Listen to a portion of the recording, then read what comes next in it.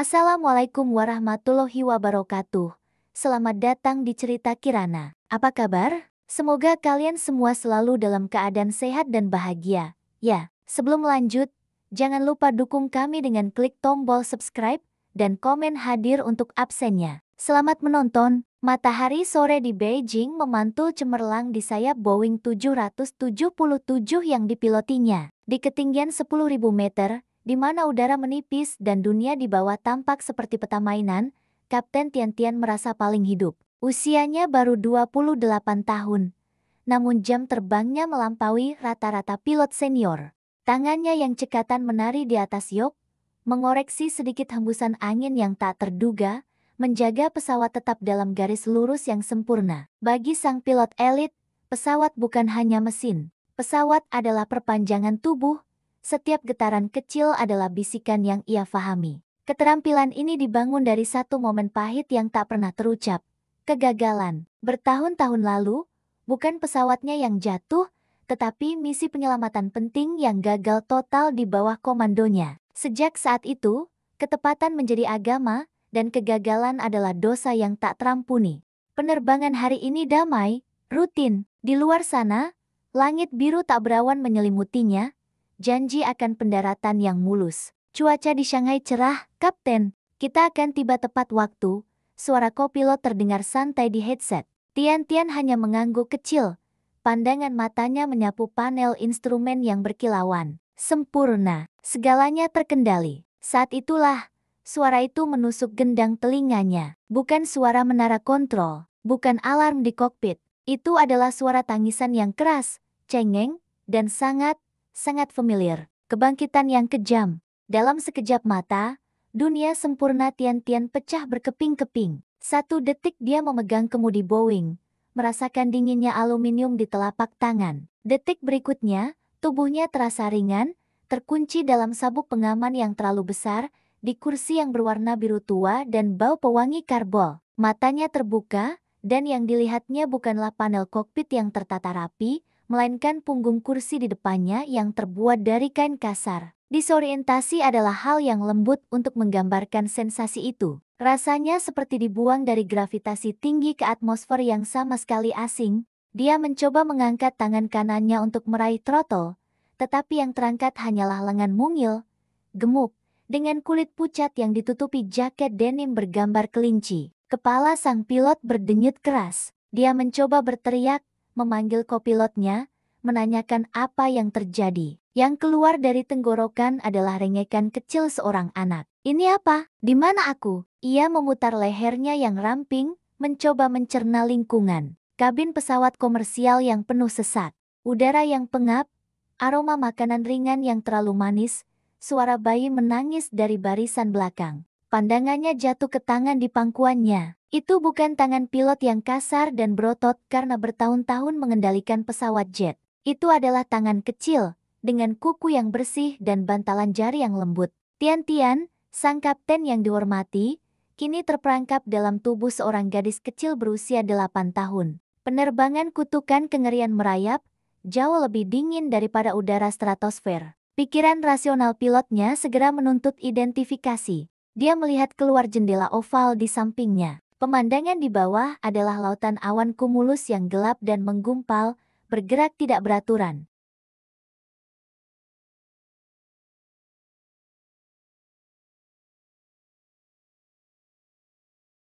Tapi itu tidak benar. Ibunya seharusnya tidak ada di sini. Lalu, matanya terpaku pada sebuah dompet kulit yang tergeletak di meja lipat di depannya, di samping sekaleng jus apel yang belum dibuka. Ada kartu identitas yang menonjol keluar. Kapten Tian Jingwo, foto seorang pria gagah dengan topi pilot berbingkai senyum hangat. Tian Tian dewasa membeku. Jantungnya, yang seharusnya memompa darah dengan ritme stabil seorang profesional, kini berpacu liar. Ini bukan hanya reinkarnasi. Pikiran sang kapten beralih ke arsip tergelap di ingatannya. 20 tahun yang lalu. Kecelakaan. Dia ingat penerbangan itu. Nomor penerbangannya, rute, bahkan jenis pesawatnya sebuah Airbus A320. Penerbangan naas yang menewaskan ayahnya, Kapten Tian Jingwo, dan seluruh penumpang di dalamnya. Itu adalah trauma masa kecilnya yang mengubahnya menjadi pilot yang terobsesi pada kesempurnaan. Dia melihat arloji di pergelangan tangan kecilnya, jam digital yang menunjukkan tanggal persis 20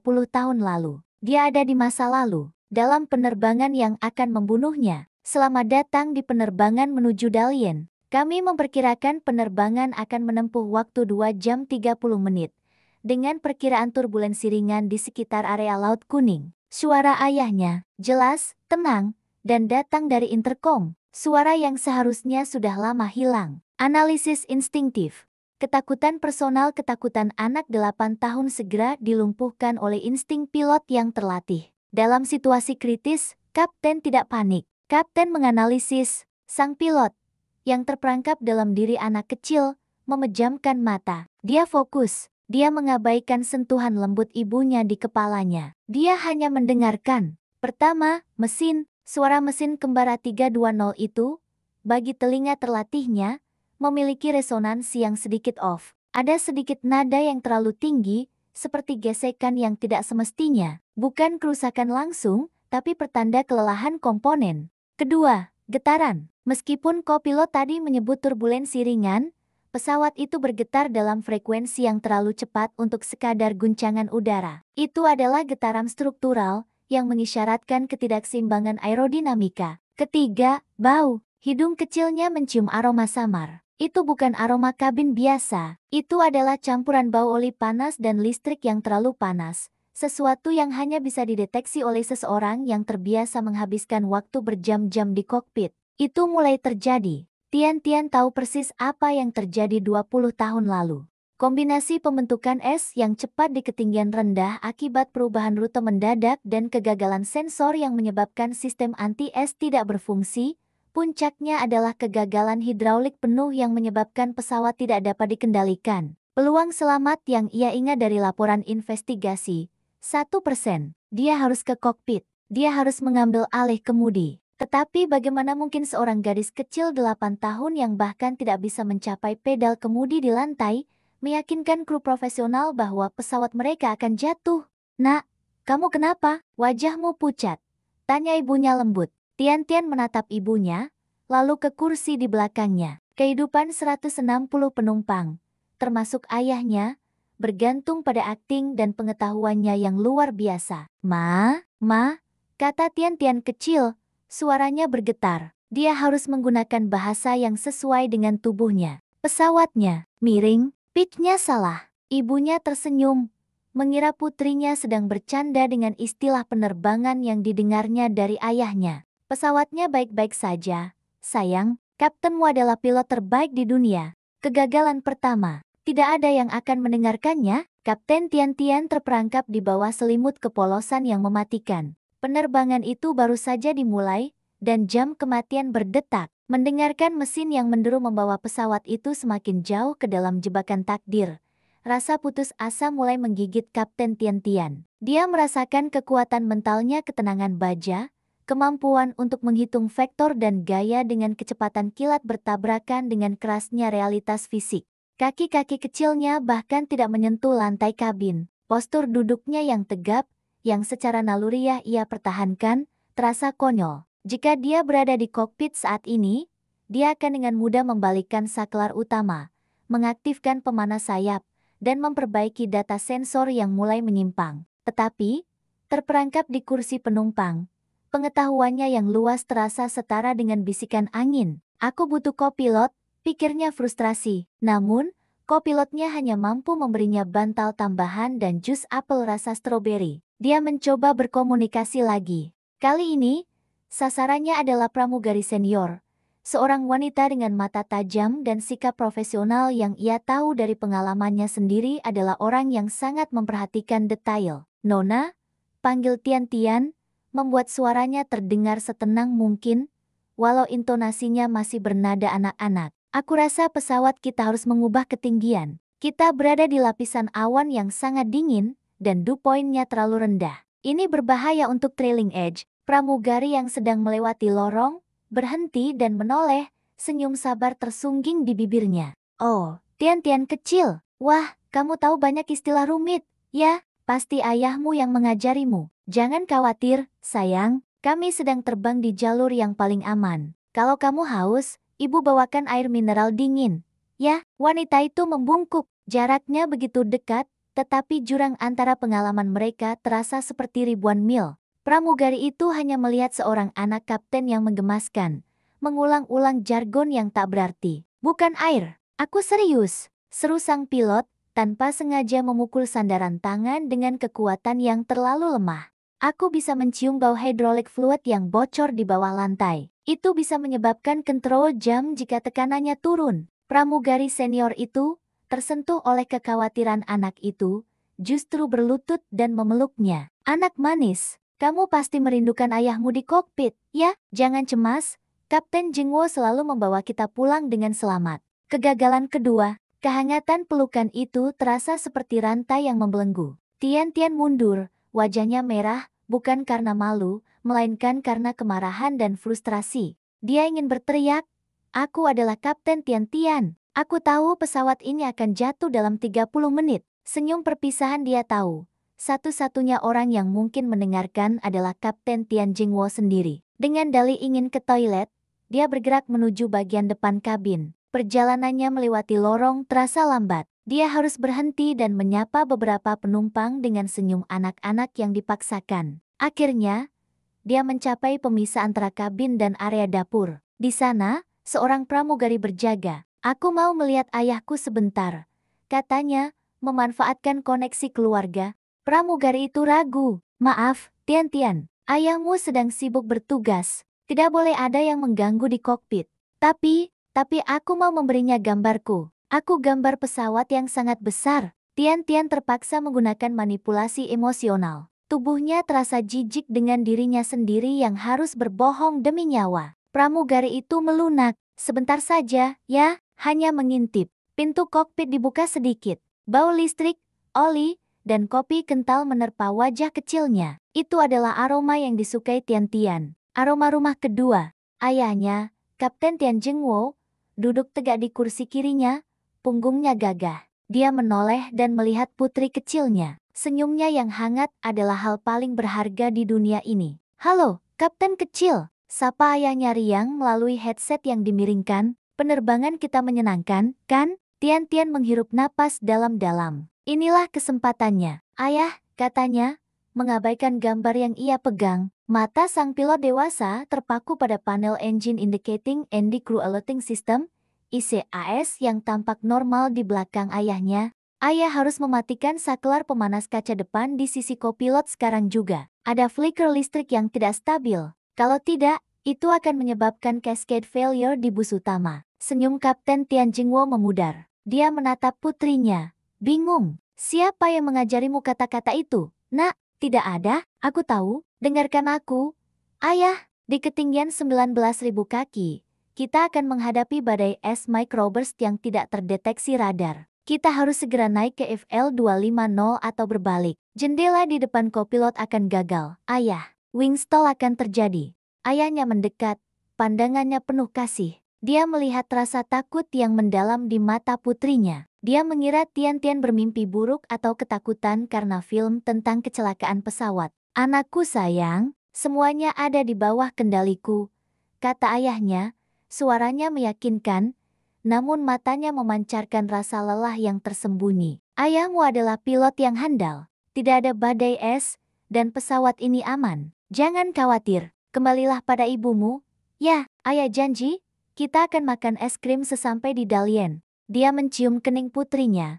Ciuman itu hangat dan meyakinkan. Itu adalah ciuman perpisahan yang manis, yang dalam ingatan Tian-Tian dewasa, adalah ciuman terakhir. Pintu kokpit tertutup. Laju menuju jurang sang pilot kembali ke kursinya, seluruh tubuhnya menggigil karena frustasi. Kegagalan ketiga, kegagalan paling fatal. Ayahnya tidak mendengarkan. Takdir akan terulang. Dia menatap ibunya yang tersenyum. "Apa yang bisa kulakukan?" Tubuhnya terlalu kecil. Dia tidak memiliki wewenang.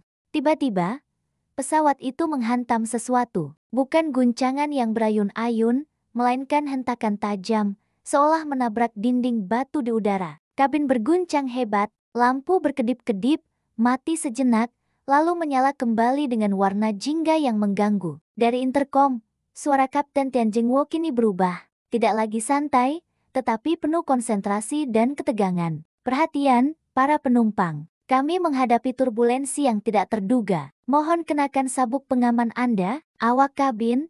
Siaga 1. Saat itulah, Tian melihatnya. Di bagian luar sayap, meskipun hanya sekilas, ada lapisan es tipis mulai terbentuk, tampak seperti kristal beku yang merayap di atas logam. Di depan, ayahnya dan kopilotnya sedang berjuang. Keterangan EICAS pasti sudah menunjukkan kesalahan. Saat guncangan kedua yang lebih keras terjadi, suara teredam terdengar dari kokpit seperti benturan keras, diikuti oleh keheningan yang menakutkan dari intercom. Kabin mulai panik, orang-orang berteriak, lampu oksigen darurat mulai berjatuhan. Tian kecil menutup matanya. Ayah sudah terluka, ayah sudah tidak sadarkan diri di kursi pilot. Sekarang adalah waktunya. Sang pilot yang terperangkap dalam sang anak itu melepaskan sabuk pengaman dan berdiri di tengah kekacauan. Tekad baja terpahat di wajah mungilnya. Dia harus kembali ke kokpit, bukan untuk melihat ayahnya, tetapi untuk menggantikan posisinya. Assalamualaikum warahmatullahi wabarakatuh. Selamat datang di cerita Kirana. Apa kabar? Semoga kalian semua selalu dalam keadaan sehat dan bahagia. Ya, sebelum lanjut, jangan lupa dukung kami dengan klik tombol subscribe dan komen hadir untuk absennya. Selamat menonton. Matahari sore di Beijing memantul cemerlang di sayap Boeing 777 yang dipilotinya. Di ketinggian 10.000 meter, di mana udara menipis dan dunia di bawah tampak seperti peta mainan, Kapten Tian merasa paling hidup. Usianya baru 28 tahun, namun jam terbangnya melampaui rata-rata pilot senior. Tangannya yang cekatan menari di atas yok, mengoreksi sedikit hembusan angin yang tak terduga, menjaga pesawat tetap dalam garis lurus yang sempurna. Bagi sang pilot elit, pesawat bukan hanya mesin. Pesawat adalah perpanjangan tubuh, setiap getaran kecil adalah bisikan yang ia fahami. Keterampilan ini dibangun dari satu momen pahit yang tak pernah terucap. Kegagalan. Bertahun-tahun lalu, bukan pesawatnya yang jatuh, tetapi misi penyelamatan penting yang gagal total di bawah komandonya. Sejak saat itu, ketepatan menjadi agama, dan kegagalan adalah dosa yang tak terampuni. Penerbangan hari ini damai, rutin. Di luar sana, langit biru tak berawan menyelimutinya, janji akan pendaratan yang mulus. Cuaca di Shanghai cerah, Kapten. Kita akan tiba tepat waktu. Suara kopilot terdengar santai di headset. Tian hanya mengangguk kecil. Pandangan matanya menyapu panel instrumen yang berkilauan. Sempurna, segalanya terkendali. Saat itulah, suara itu menusuk gendang telinganya. Bukan suara menara kontrol, bukan alarm di kokpit. Itu adalah suara tangisan yang keras, cengeng, dan sangat familiar. Kebangkitan yang kejam. Dalam sekejap mata, dunia sempurna Tian pecah berkeping-keping. 1 detik dia memegang kemudi Boeing, merasakan dinginnya aluminium di telapak tangan. Detik berikutnya, tubuhnya terasa ringan, terkunci dalam sabuk pengaman yang terlalu besar, di kursi yang berwarna biru tua dan bau pewangi karbol. Matanya terbuka, dan yang dilihatnya bukanlah panel kokpit yang tertata rapi, melainkan punggung kursi di depannya yang terbuat dari kain kasar. Disorientasi adalah hal yang lembut untuk menggambarkan sensasi itu. Rasanya seperti dibuang dari gravitasi tinggi ke atmosfer yang sama sekali asing. Dia mencoba mengangkat tangan kanannya untuk meraih throttle, tetapi yang terangkat hanyalah lengan mungil, gemuk, dengan kulit pucat yang ditutupi jaket denim bergambar kelinci. Kepala sang pilot berdenyut keras. Dia mencoba berteriak, memanggil kopilotnya, menanyakan apa yang terjadi. Yang keluar dari tenggorokan adalah rengekan kecil seorang anak. Ini apa? Di mana aku? Ia memutar lehernya yang ramping, mencoba mencerna lingkungan. Kabin pesawat komersial yang penuh sesak. Udara yang pengap, aroma makanan ringan yang terlalu manis, suara bayi menangis dari barisan belakang. Pandangannya jatuh ke tangan di pangkuannya. Itu bukan tangan pilot yang kasar dan berotot karena bertahun-tahun mengendalikan pesawat jet. Itu adalah tangan kecil, dengan kuku yang bersih dan bantalan jari yang lembut. Tian, sang kapten yang dihormati, kini terperangkap dalam tubuh seorang gadis kecil berusia 8 tahun. Penerbangan kutukan kengerian merayap, jauh lebih dingin daripada udara stratosfer. Pikiran rasional pilotnya segera menuntut identifikasi. Dia melihat keluar jendela oval di sampingnya. Pemandangan di bawah adalah lautan awan kumulus yang gelap dan menggumpal, bergerak tidak beraturan.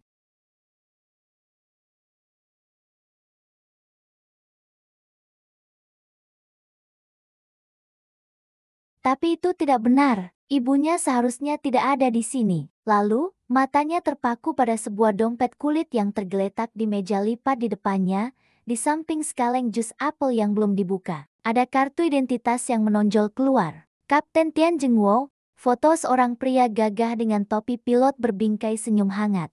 Tian dewasa membeku. Jantungnya, yang seharusnya memompa darah dengan ritme stabil seorang profesional, kini berpacu liar. Ini bukan hanya reinkarnasi. Pikiran sang kapten beralih ke arsip tergelap di ingatannya. 20 tahun yang lalu. Kecelakaan. Dia ingat penerbangan itu. Nomor penerbangannya, rute, bahkan jenis pesawatnya sebuah Airbus A320. Penerbangan naas yang menewaskan ayahnya, Kapten Tian Jengwo, dan seluruh penumpang di dalamnya. Itu adalah trauma masa kecilnya yang mengubahnya menjadi pilot yang terobsesi pada kesempurnaan. Dia melihat arloji di pergelangan tangan kecilnya, jam digital yang menunjukkan tanggal persis 20 tahun lalu. Dia ada di masa lalu, dalam penerbangan yang akan membunuhnya. Selamat datang di penerbangan menuju Dalian. Kami memperkirakan penerbangan akan menempuh waktu 2 jam 30 menit. Dengan perkiraan turbulensi ringan di sekitar area Laut Kuning. Suara ayahnya, jelas, tenang, dan datang dari intercom. Suara yang seharusnya sudah lama hilang. Analisis instingtif. Ketakutan personal, ketakutan anak 8 tahun segera dilumpuhkan oleh insting pilot yang terlatih. Dalam situasi kritis, Kapten tidak panik. Kapten menganalisis sang pilot yang terperangkap dalam diri anak kecil, memejamkan mata. Dia fokus. Dia mengabaikan sentuhan lembut ibunya di kepalanya. Dia hanya mendengarkan. Pertama, mesin, suara mesin kembara 320 itu, bagi telinga terlatihnya, memiliki resonansi yang sedikit off. Ada sedikit nada yang terlalu tinggi, seperti gesekan yang tidak semestinya. Bukan kerusakan langsung, tapi pertanda kelelahan komponen. Kedua, getaran. Meskipun kopilot tadi menyebut turbulensi ringan, pesawat itu bergetar dalam frekuensi yang terlalu cepat untuk sekadar guncangan udara. Itu adalah getaran struktural yang mengisyaratkan ketidakseimbangan aerodinamika. Ketiga, bau. Hidung kecilnya mencium aroma samar. Itu bukan aroma kabin biasa. Itu adalah campuran bau oli panas dan listrik yang terlalu panas. Sesuatu yang hanya bisa dideteksi oleh seseorang yang terbiasa menghabiskan waktu berjam-jam di kokpit. Itu mulai terjadi. Tian tahu persis apa yang terjadi 20 tahun lalu. Kombinasi pembentukan es yang cepat di ketinggian rendah akibat perubahan rute mendadak dan kegagalan sensor yang menyebabkan sistem anti-es tidak berfungsi, puncaknya adalah kegagalan hidraulik penuh yang menyebabkan pesawat tidak dapat dikendalikan. Peluang selamat yang ia ingat dari laporan investigasi, 1%. Dia harus ke kokpit. Dia harus mengambil alih kemudi. Tetapi bagaimana mungkin seorang gadis kecil 8 tahun yang bahkan tidak bisa mencapai pedal kemudi di lantai, meyakinkan kru profesional bahwa pesawat mereka akan jatuh? Nak, kamu kenapa? Wajahmu pucat. Tanya ibunya lembut. Tian menatap ibunya, lalu ke kursi di belakangnya. Kehidupan 160 penumpang, termasuk ayahnya, bergantung pada akting dan pengetahuannya yang luar biasa. Ma, kata Tian kecil. Suaranya bergetar. Dia harus menggunakan bahasa yang sesuai dengan tubuhnya. Pesawatnya miring, pitch-nya salah. Ibunya tersenyum, mengira putrinya sedang bercanda dengan istilah penerbangan yang didengarnya dari ayahnya. Pesawatnya baik-baik saja, sayang. Kaptenmu adalah pilot terbaik di dunia. Kegagalan pertama, tidak ada yang akan mendengarkannya. Kapten Tian terperangkap di bawah selimut kepolosan yang mematikan. Penerbangan itu baru saja dimulai, dan jam kematian berdetak. Mendengarkan mesin yang menderu membawa pesawat itu semakin jauh ke dalam jebakan takdir. Rasa putus asa mulai menggigit Kapten Tian. Dia merasakan kekuatan mentalnya, ketenangan baja, kemampuan untuk menghitung vektor dan gaya dengan kecepatan kilat bertabrakan dengan kerasnya realitas fisik.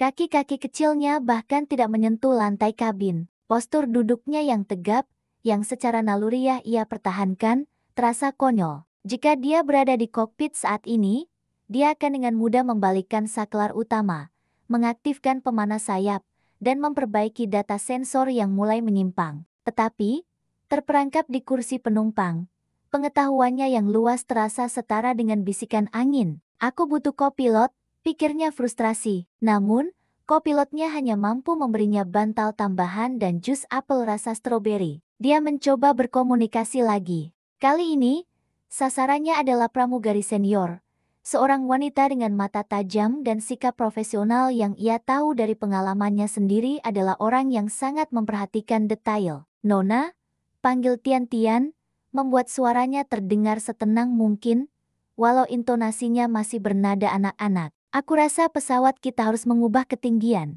Kita berada di lapisan awan yang sangat dingin, dan dew point-nya terlalu rendah. Ini berbahaya untuk trailing edge. Pramugari yang sedang melewati lorong, berhenti dan menoleh, senyum sabar tersungging di bibirnya. Oh, Tian-Tian kecil. Wah, kamu tahu banyak istilah rumit. Ya, pasti ayahmu yang mengajarimu. Jangan khawatir, sayang. Kami sedang terbang di jalur yang paling aman. Kalau kamu haus, ibu bawakan air mineral dingin. Ya, wanita itu membungkuk. Jaraknya begitu dekat, tetapi jurang antara pengalaman mereka terasa seperti ribuan mil. Pramugari itu hanya melihat seorang anak kapten yang menggemaskan, mengulang-ulang jargon yang tak berarti. Bukan air, aku serius, seru sang pilot, tanpa sengaja memukul sandaran tangan dengan kekuatan yang terlalu lemah. Aku bisa mencium bau hydraulic fluid yang bocor di bawah lantai. Itu bisa menyebabkan kontrol jam jika tekanannya turun. Pramugari senior itu, tersentuh oleh kekhawatiran anak itu, justru berlutut dan memeluknya. Anak manis, kamu pasti merindukan ayahmu di kokpit, ya? Jangan cemas, Kapten Jingwo selalu membawa kita pulang dengan selamat.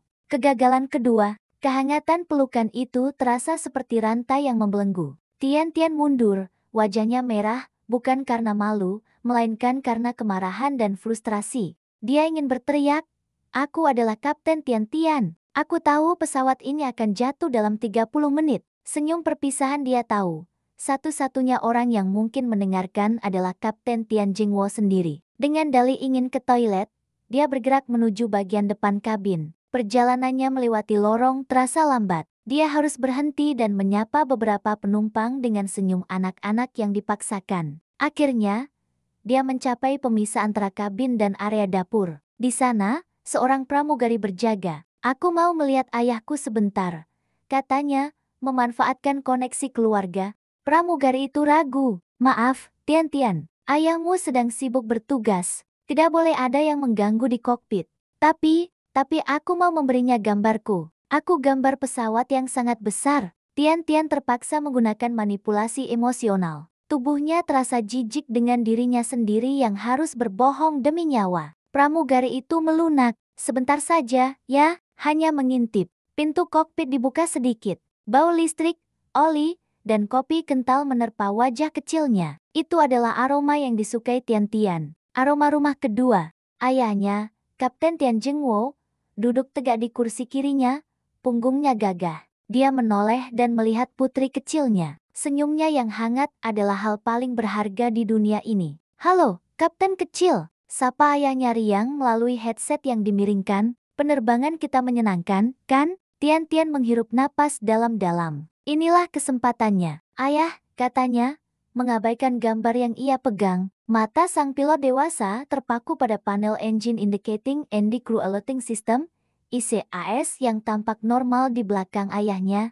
Ayah harus mematikan saklar pemanas kaca depan di sisi kopilot sekarang juga. Ada flicker listrik yang tidak stabil. Kalau tidak, itu akan menyebabkan cascade failure di bus utama. Senyum Kapten Tian Jingwo memudar. Dia menatap putrinya. Bingung. "Siapa yang mengajarimu kata-kata itu, Nak?" "Tidak ada, aku tahu. Dengarkan aku.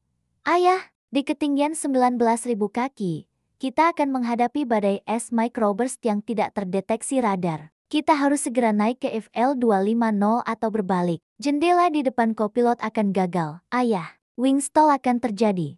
Ayahnya mendekat, pandangannya penuh kasih. Dia melihat rasa takut yang mendalam di mata putrinya. Dia mengira Tian-Tian bermimpi buruk atau ketakutan karena film tentang kecelakaan pesawat. "Anakku sayang, semuanya ada di bawah kendaliku," kata ayahnya, Suaranya meyakinkan, namun matanya memancarkan rasa lelah yang tersembunyi. Ayahmu adalah pilot yang handal. Tidak ada badai es, dan pesawat ini aman. Jangan khawatir, kembalilah pada ibumu. Ya, ayah janji, kita akan makan es krim sesampai di Dalian. Dia mencium kening putrinya. Ciuman itu hangat dan meyakinkan. Itu adalah ciuman perpisahan yang manis, yang dalam ingatan Tian-Tian dewasa, adalah ciuman terakhir. Pintu kokpit tertutup. Laju menuju jurang, sang pilot kembali ke kursinya, seluruh tubuhnya menggigil karena frustasi. Kegagalan ketiga, kegagalan paling fatal. Ayahnya tidak mendengarkan. Takdir akan terulang. Dia menatap ibunya yang tersenyum. Apa yang bisa kulakukan? Tubuhnya terlalu kecil. Dia tidak memiliki wewenang.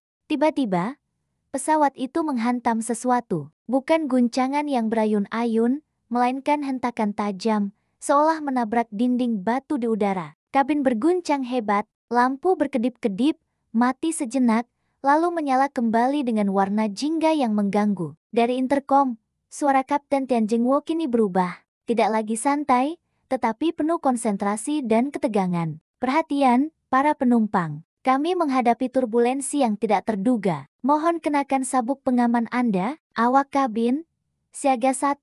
Saat itulah, Tian-Tian melihatnya. Di bagian luar sayap, meskipun hanya sekilas, ada lapisan es tipis mulai terbentuk, tampak seperti kristal beku yang merayap di atas logam. Di depan, ayahnya dan kopilotnya sedang berjuang. Keterangan EICAS pasti sudah menunjukkan kesalahan. Saat guncangan kedua yang lebih keras terjadi, suara teredam terdengar dari kokpit seperti benturan keras, diikuti oleh keheningan yang menakutkan dari interkom. Kabin mulai panik. Orang-orang berteriak, lampu oksigen darurat mulai berjatuhan. Tian-Tian kecil menutup matanya. Ayah sudah terluka, ayah sudah tidak sadarkan diri di kursi pilot. Sekarang adalah waktunya. Sang pilot yang terperangkap dalam sang anak itu melepaskan sabuk pengaman dan berdiri di tengah kekacauan.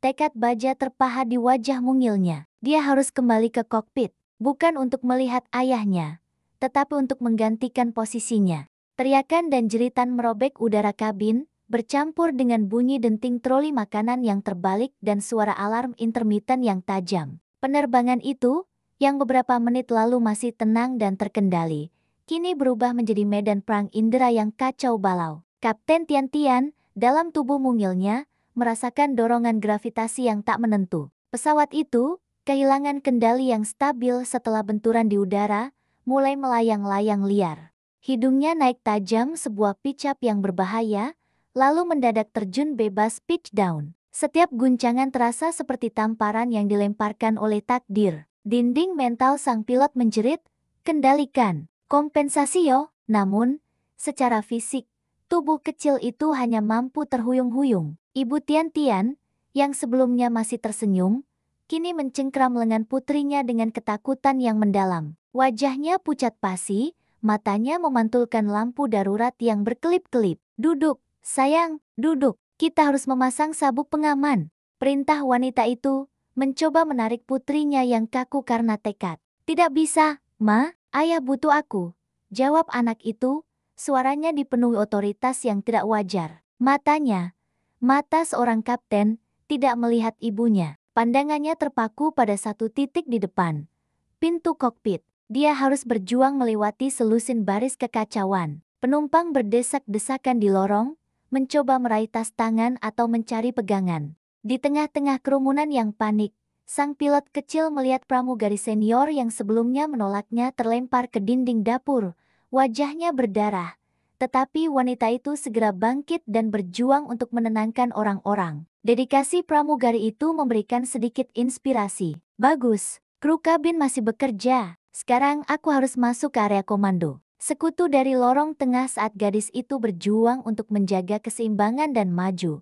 Sebuah tangan kuat menggenggam bahu mungilnya, mencegahnya jatuh ke lantai. Jangan bergerak, nak, tetap di tempatmu. Suara itu kasar, namun nadanya melindungi. Tian-Tian mendongak. Di sebelahnya berdiri seorang pria parubaya, penumpang dari barisan ketiga yang sempat terkesan dengan jargon penerbangannya. Pria itu tinggi, berotot, dengan wajah serius dan bekas luka tipis di alis. Dia mengenakan jas yang kini kusut. Paman, kata Tian-Tian cepat, memanfaatkan momen tenang di tengah guncangan. Aku harus ke depan. Ayahku ada di kokpit. Ayahku terluka. Kita akan jatuh kalau tidak ada yang mengambil alih kemudi. Pria itu menatap mata anak itu. Di tengah histeria massal, ketenangan Kapten Tian-Tian muda memancarkan cahaya yang aneh. Mata anak itu tidak memohon. Mata itu memberi perintah. Kamu anak Kapten Jingwo? Tanya pria itu, sedikit menurunkan volumenya. Ya, dan aku tahu cara menerbangkan ini.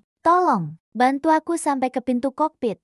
Pria itu, yang naluri militernya seperti yang kemudian diketahui Tian-Tian.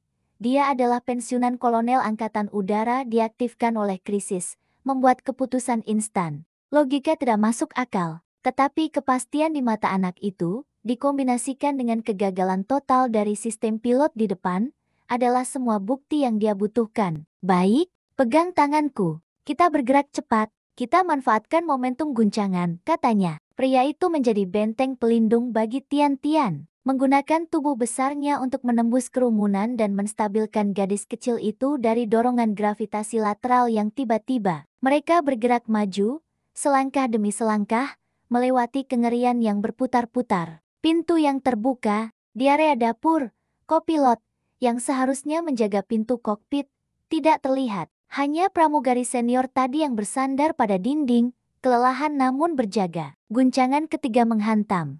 Kali ini, sebuah bunyi klak mekanis terdengar sangat jelas dari depan, diikuti oleh padamnya semua lampu di kabin secara total. Kegelapan mutlak, hanya diterangi oleh lampu darurat jingga yang redup, memperburuk kepanikan. Semuanya gagal, gumam Tian-Tian. Tenaga listrik utama sudah hilang. Di tengah kegelapan, dia melihatnya kilauan cahaya remang-remang dari celah kecil. Pintu kokpit terbuka.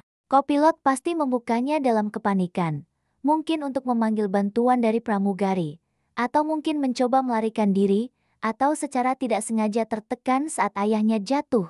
Sekarang, desak Tian-Tian pada si kolonel. Kolonel itu segera mengangkat Tian-Tian, melewati pintu dapur yang terbuka, dan mendorongnya ke ambang pintu kokpit. Kau punya waktu 10 detik sebelum guncangan berikutnya. Teriak pria itu, sebelum kembali membantu pramugari senior mengamankan lorong. Tian-Tian, si pilot elit, merangkak masuk. Neraka baja dan kaca pemandangan di kokpit adalah kengerian.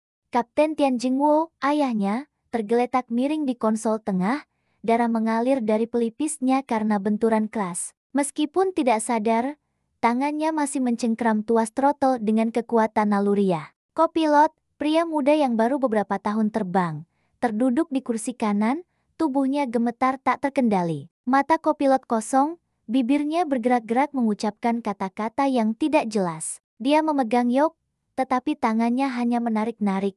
Tanpa kekuatan, tanpa tujuan, di luar kaca depan, pemandangan itu mengerikan. Gumpalan es tebal menempel di bingkai jendela. Di kejauhan, badai petir yang berwarna ungu dan hijau berputar-putar dengan ganas persis seperti yang diingat Tian-Tian dari laporan kecelakaan. Namun, yang paling menakutkan bagi sang pilot adalah panel instrumen. Layar MFD dan PFD yang berwarna-warni biasanya penuh dengan data vital, kini gelap dan hanya menampilkan beberapa peringatan merah cerah yang berkedip-kedip.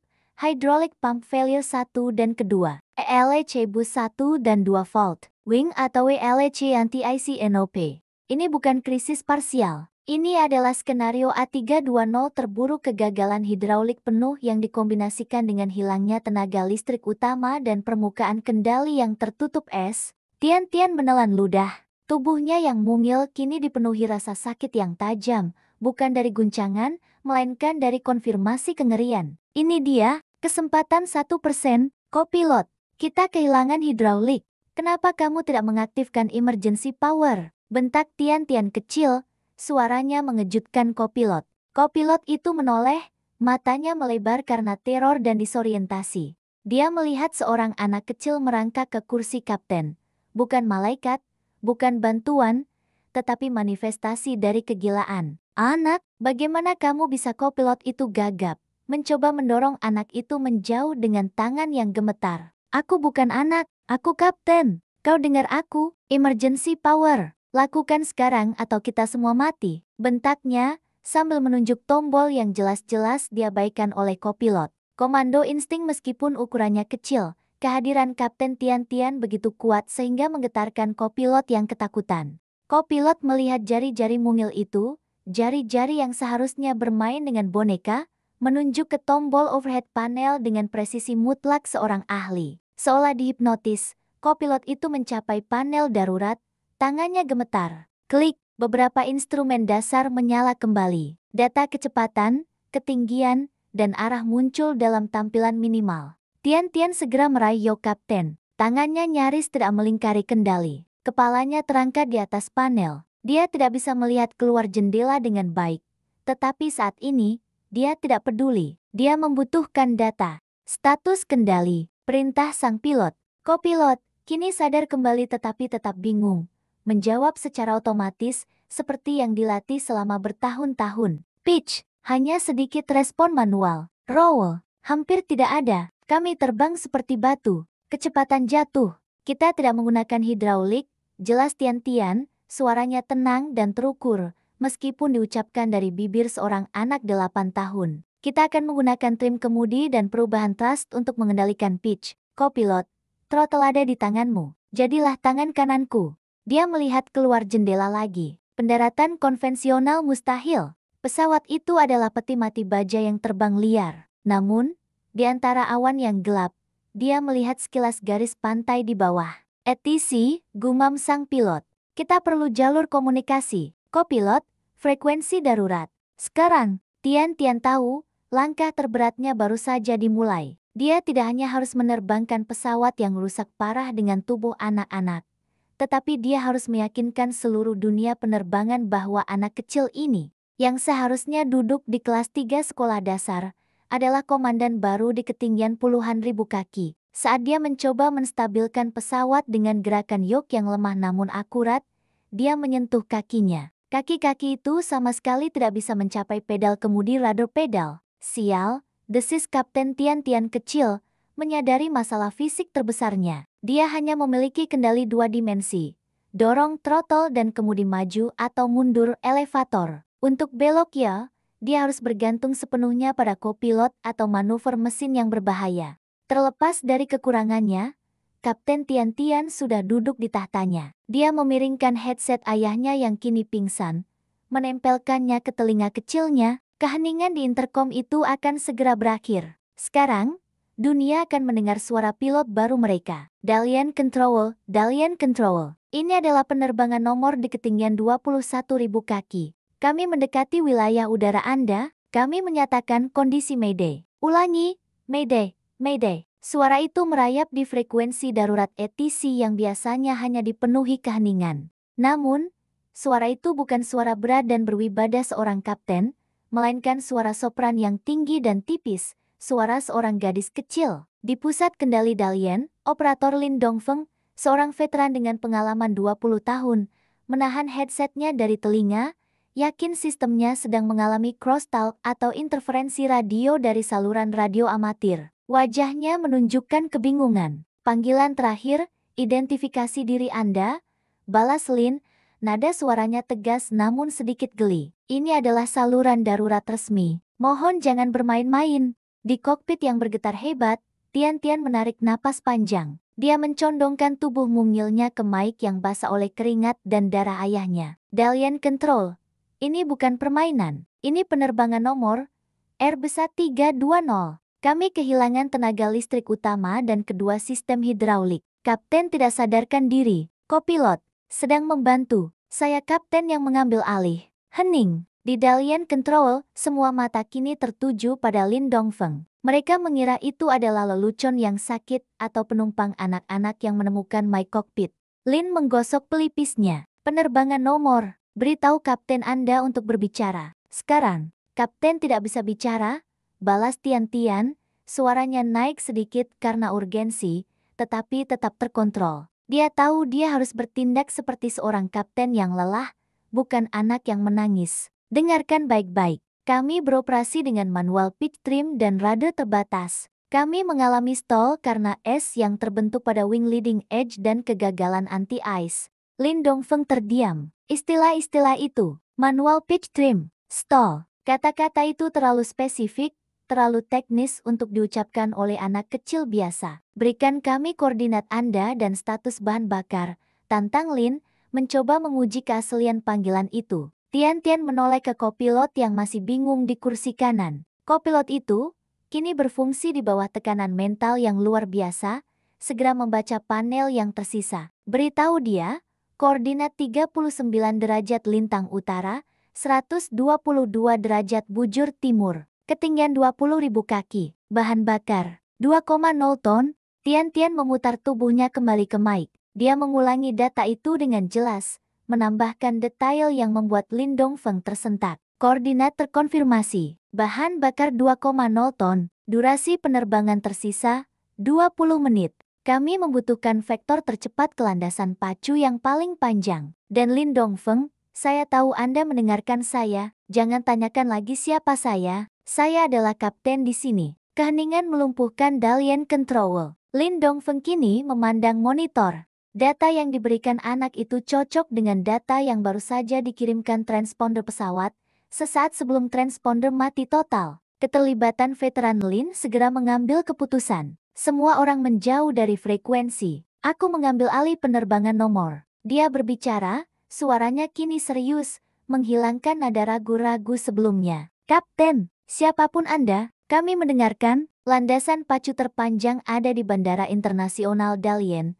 Landasan 30 liter. Jarak 90 mil laut, 15 menit penerbangan. Tidak cukup waktu, balas Tian segera, setelah menghitung rasio turun dan kecepatan angin di benak kaptennya. Dengan glide rasio saat ini, kami akan jatuh 5 mil di luar bandara. Kami butuh bandara yang lebih dekat. Lin menarik peta. Bandara terdekat adalah pangkalan udara militer yang kecil. Hanya ada pangkalan udara militer Qingdao di sebelah selatan. Landasan pacu pendek, tapi itu adalah pilihan tercepat. Jarak 75 mil laut. Landasan pacu Qingdao terkonfirmasi, kata Tian. Minta mereka menyiapkan landasan berbusa. Kami melakukan pendaratan perut tanpa roda pendarat. Perintah itu mengguncang Lin. Pendaratan perut, itu adalah protokol bunuh diri bagi pesawat besar. Kapten, kenapa pendaratan perut? Apakah Anda yakin roda pendarat tidak berfungsi? Kedua sistem hidraulik gagal. Tian menjelaskan dengan sabar, seolah mengajar murid yang lamban. Roda pendarat tidak akan turun, dan jika turun secara manual, tidak ada tekanan untuk mengunci. Roda akan roboh saat menyentuh tanah. Pendaratan perut lebih aman. Lin Dongfeng merasakan keringat dingin membasahi punggungnya. Anak kecil ini terdengar jauh lebih rasional daripada kebanyakan pilot yang ia tangani dalam keadaan darurat. Kopilot yang patuh di kursi kopilot pria muda itu, yang namanya adalah Wang Wei, akhirnya tersadar dari keterkejutannya. Dia melihat ayahnya tergeletak, dan di sampingnya, seorang anak kecil mengambil alih takdir. Keahlian absolut yang ditunjukkan anak itu, bahkan melalui suara yang melengking, menghapus keraguannya. Kapten, Wang Wei berseru, menggunakan gelar itu tanpa keraguan. Apa yang harus kulakukan? Tangan kananmu pada throttle, perintah Tian, matanya terpaku pada attitude indicator yang berjuang untuk tetap stabil. Kita perlu menstabilkan laju turun descent rate. Angin datang dari jam ke-11. Aku tidak bisa mengendalikannya karena kakiku tidak mencapai pedal. Aku akan menggunakan sedikit roll dari yoke. Ketika aku bilang koreksi kanan, tambahkan sedikit thrust ke mesin kanan. Ketika aku bilang koreksi kiri, tambahkan ke mesin kiri. Hanya sedikit, paham? Wang Wei menelan ludah. Itu adalah manuver berbahaya yang melanggar prosedur standar. Mereka menggunakan dam mesin untuk menggantikan kendali kemudi yang hilang. Hanya pilot uji yang berani melakukannya. Paham, Kapten? Jawab Wang Wei, mencengkeram tuas throttle ganda. Bagus. Sekarang, kopilot, kita akan mencoba mendapatkan kembali kontrol pitch yang hilang. Dorong trim ke hidung ke atas, 4 derajat, lalu lepaskan. Aku butuh penyesuaian yang sangat halus. Wang Wei melakukan perintah itu. Pesawat bergetar, lalu sedikit terangkat, memberi kopilot itu harapan. Dia menyadari, di balik tubuh anak-anak ini, ada seorang pilot yang jauh lebih unggul dan brilian daripada dirinya. Pengujian pertama di Dalian Control, Lin Dongfeng mengirimkan instruksi pertama, Kapten, kami akan mengarahkan Anda ke jalur 270 menuju Qingdao. Ikuti heading ke 270.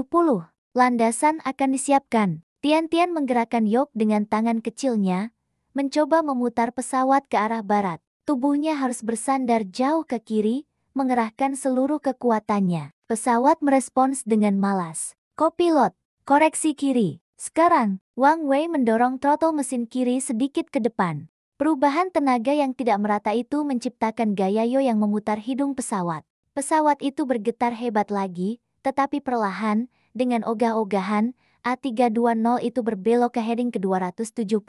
Dalian Control, heading 270 terkonfirmasi. Lapor suara kapten anak-anak itu, terdengar sedikit terengah-engah karena pengerahan tenaga fisik. Lin Dongfeng bersandar di kursinya, mengawasi pesawat di radar. Meskipun pesawat itu melayang tidak stabil, pesawat itu berada di jalur yang benar. Anak ini, kapten itu, serius. Pangkalan Qingdao akan siap dalam 10 menit. Kata Lin, suaranya penuh hormat yang baru ditemukan. Apa yang Anda butuhkan lagi, Kapten? Tian Tian memandang ke bawah, ke badan ayahnya yang tidak bergerak. Dia merasakan beban 160 nyawa yang menimpanya. Kami butuh kopilot Wang Wei untuk masuk ke kabin dan membantu kru. Aku tidak bisa membagi perhatian antara kendali dan persiapan evakuasi, kata Tian Tian. Permintaan itu, betapapun tidak masuk akalnya, menunjukkan satu hal, kapten yang baru ini hanya percaya pada dirinya sendiri di kokpit. Kopilot Wang Wei akan tetap di sisiku. Tubuhku terlalu kecil. Kami hanya butuh bantuanmu, Lin Dongfeng, dan Tuhan. Siapkan ambulans dan pemadam kebakaran di landasan pacu. Kami akan segera tiba. Jangan ada jet lain yang beroperasi di wilayah udara ini. Perintah telah diberikan. Kapten Tian Tian kecil, dengan tangan dan hati yang besar, kini sepenuhnya mengendalikan kapal yang sedang tenggelam itu.